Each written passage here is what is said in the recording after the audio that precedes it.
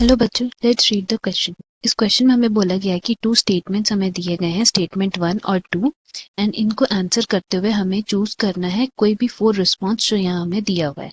So statement 1 हमें बोला है कि रेप्लिकेशन अकर्स न्यूक्लियस में और ट्रांसक्रिप्शन होता है साइटोप्लाज्म में।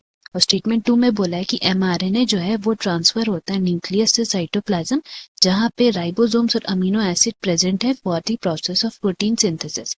तो इस क्वेश्चन की अगर हम की कॉन्सेप्ट के बारे में बात करते हैं, देन यहाँ पे हमारा की कॉन्सेप्ट हो जाएगा DNA replication.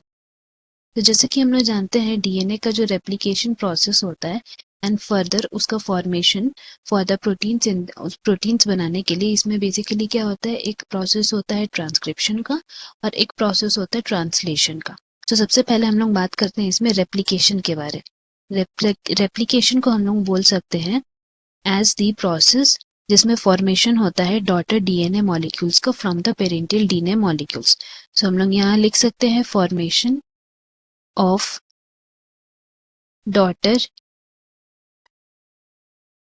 DNA molecules, and then फिर उसके बाद हम लोग यहाँ नेक्स्ट प्रोसेस जिसके बारे में बात करने वाले हैं वो है द प्रोसेस ऑफ ट्रांसक्रिप्शन।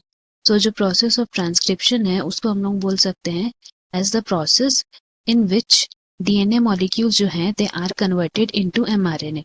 तो यहाँ लिख सकते हैं हम लोग conversion of DNA to mRNA जो होता है उसको हम लोग बोलते हैं the process of transcription. Now इस प्रोसेस के लिए, रेप्लिकेशन प्रोसेस और ट्रांसक्रिप्शन प्रोसेस के लिए जो भी मशीनरीज जरूरत पड़ते हैं, इंजाइमेटिक मशीनरीज, वो सब कहाँ प्रेजेंट है, न्यूक्लियस में प्रेजेंट रहते हैं।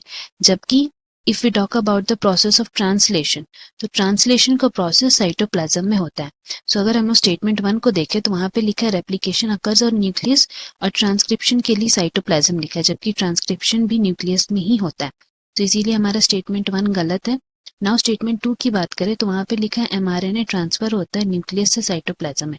सो ये करेक्ट है, जैसे कि हम लोग पढ़े थे कि रेप्लिकेशन एंड ट्रांसक्रिप्शन ये दोनों जो प्रोसेस है दे अकर इन न्यूक्लियस। तो जैसे ही हमारा ट्रांसक्रिप्शन का प्रोसेस हो जाता है, एमआरएनए फॉर्म हो जाता है, जो एमआरएनए फिर कहाँ चल जाता है, साइटोप्लाज्म में। और हम लोग जानते हैं कि साइटोप्लाज्म में हमें ribosomes, amino acid already present रहते हैं। तो वहां पे फिर ट्रांसलेशन का प्रोसेस होता है जिसमें एमआरएनए प्रोटीन सिंथेसिस करता है।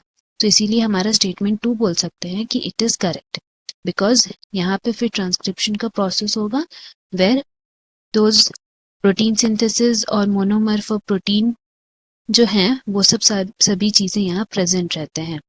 तो दैट इज द रीजन हम लोग बोल सकते हैं स्टेटमेंट 2 यहाँ करेक्ट है।